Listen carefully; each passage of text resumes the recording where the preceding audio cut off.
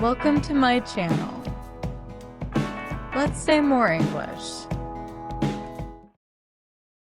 Hi everyone, welcome back. I'm Brian, and I'm really glad you're spending some time with us today. And I'm Karen. Today, we're talking about a question that many English learners have probably asked themselves. Why is learning English so difficult? Yeah, you study for months, maybe even years, and then someone asks you a simple question in English. Suddenly, your brain says, "Sorry, I'm closed today." Exactly. You know the words, you know the grammar, but when you need them quickly, they seem to disappear. So what do you think is the hardest part of learning English? I'd put listening near the top of the list. Learners often understand their teacher, but then they watch a movie and think, wait, is this still English? I know. In learning materials, people often speak clearly and separate their words more. Real conversations aren't always like that. Right. Native speakers connect words. They shorten things, they use contractions, and they don't give every word the same amount of attention. Take a simple sentence like, "Do you want to go?" A learner might understand every word when it's spoken slowly. But in a fast conversation, those words can sound much closer together. The learner knows the sentence, but their ears don't recognize it. That can be frustrating because you start thinking, "I studied this. Why can't I understand it?" And the problem may not be vocabulary at all. You know the words. You just haven't heard them enough in natural speech. That's why I think pronunciation is one of the hardest parts of English. Really? Harder than listening? Maybe they're connected. English spelling can be pretty confusing. Sometimes I look at English and think the spelling system is playing a joke on everyone. Oh, definitely. You see a new word and think you know how to say it. Then you hear a native speaker pronounce it, and you think, come on, where did that sound come from? And then there are silent letters. A letter is sitting there in the word, but you don't pronounce it. It's like the letter came to work but decided not to do anything. Exactly. And some words have the same spelling but can sound different depending on their meaning or how they're used. So learners have to connect the spelling, the sound, and the meaning. That's a lot happening at once. But I still think listening may be the bigger problem in daily life.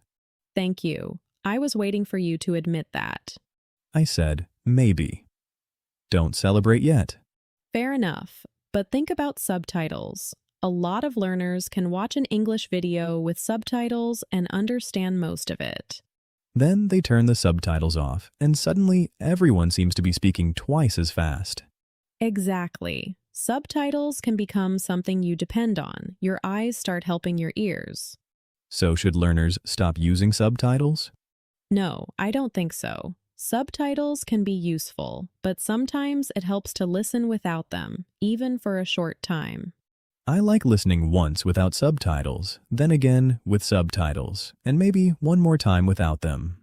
That works well because the second time, you can notice things you missed before. And repeating the same audio can be more useful than people think. Some learners always want new material. Yeah, but listening to one short conversation 3 or 4 times can sometimes help more than listening to 4 completely different conversations. Especially if the English is understandable. If you understand almost nothing, listening for an hour can feel exhausting. And that brings us to vocabulary. Some learners think, I need thousands more words before I can speak.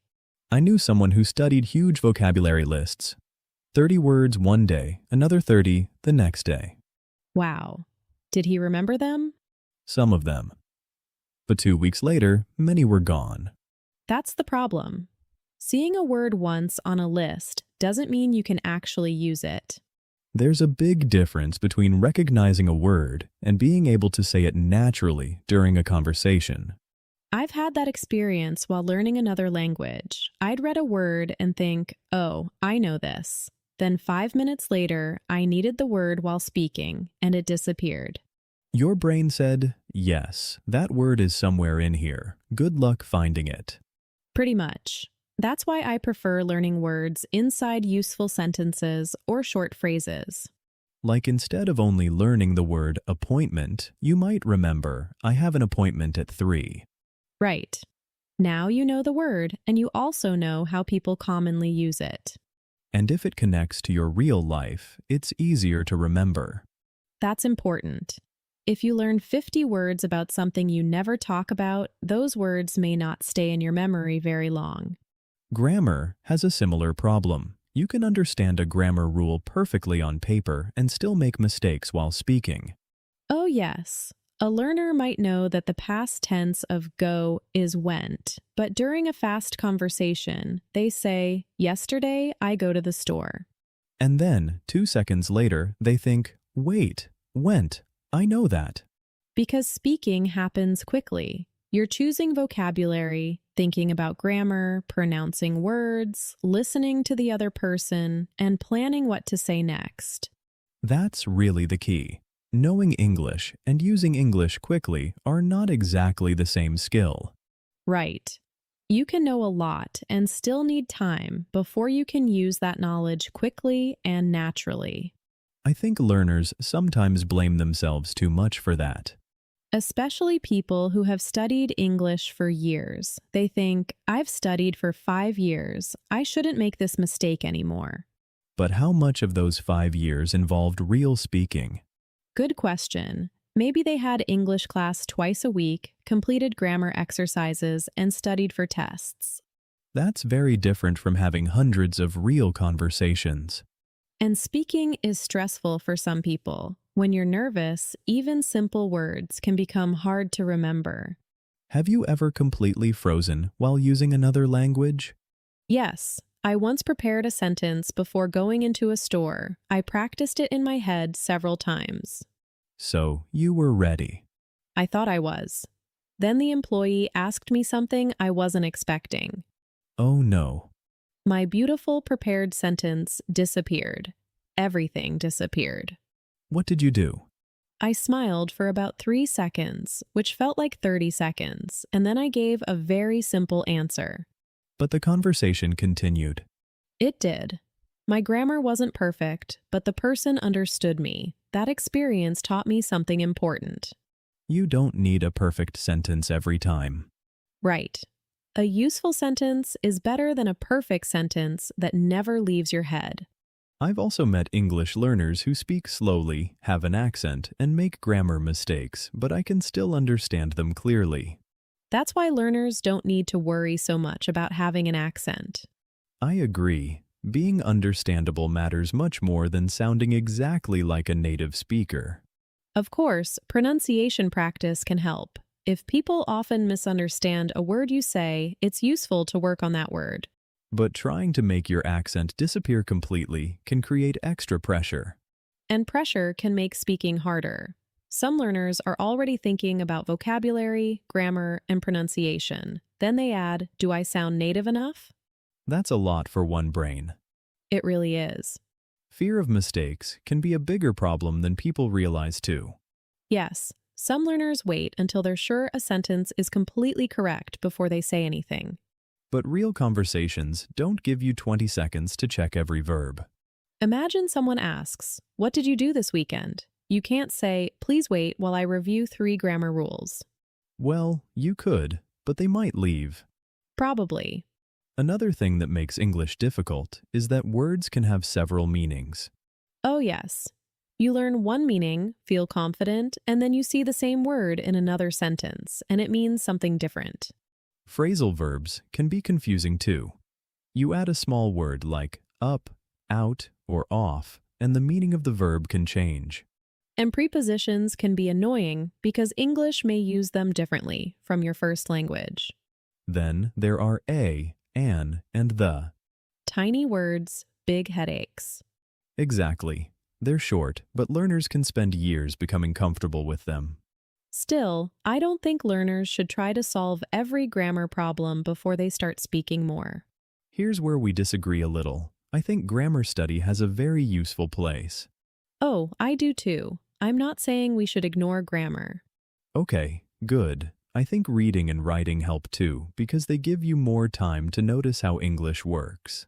I agree with that part. I just think some learners spend so much time studying rules that they don't spend enough time actually using English. That's fair. Maybe the balance matters. Yeah, read, write, study grammar, but also listen and speak. Those skills support each other. Listening especially helps speaking because you hear useful sentence patterns again and again. And after you hear something many times, you may start using it without thinking so much. That's when English starts to feel more automatic. But getting there takes time. I think unrealistic expectations can make learning feel even harder. Definitely. Someone studies every day for 2 weeks and thinks, why am I not fluent yet? Or they compare themselves with someone online who speaks very confidently. Without knowing that person's history. Maybe that learner has practiced for 10 years. Or maybe they live in an English-speaking country and use English at work every day.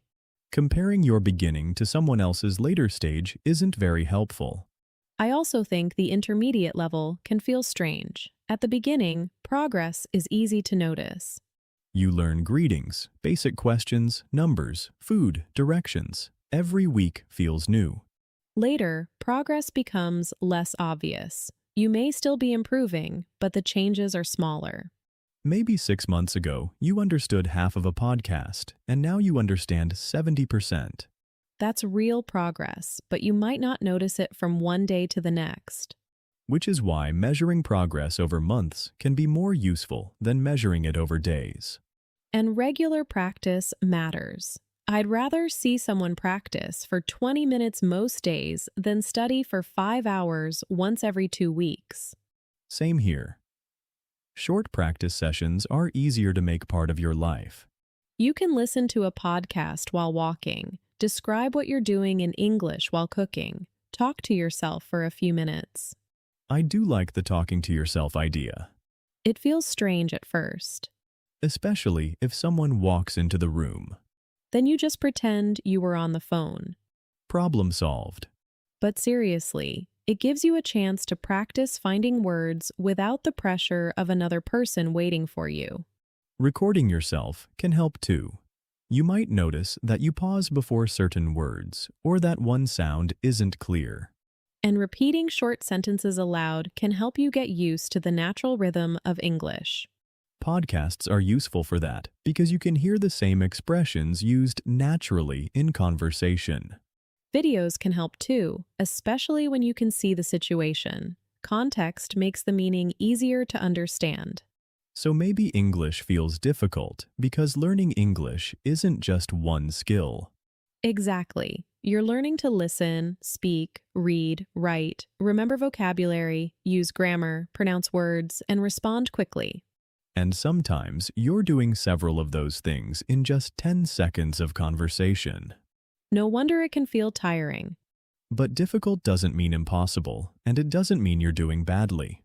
It usually means the skill still needs more time and practice. You don't need to fix everything this week either. Work with English regularly. Listen to things you can mostly understand. Use useful phrases. Review old words. Speak before you feel completely ready. Make mistakes, notice them, and keep going. Over time, some things that feel slow now will start happening faster without so much thinking. And one day, you may understand a sentence in a video and realize you didn't translate it first. I love that moment. Or you answer someone in English and only later realize, hey, I didn't plan that sentence. Those little moments are signs that using English is becoming more natural for you.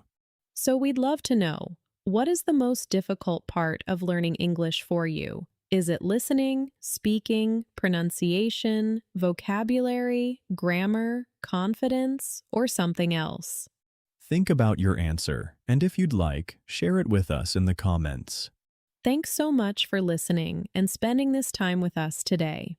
Keep using your English, be patient with your progress, and we'll talk to you again soon. Take care, everyone. Thanks again for listening, everyone, and we'll see you in the next episode.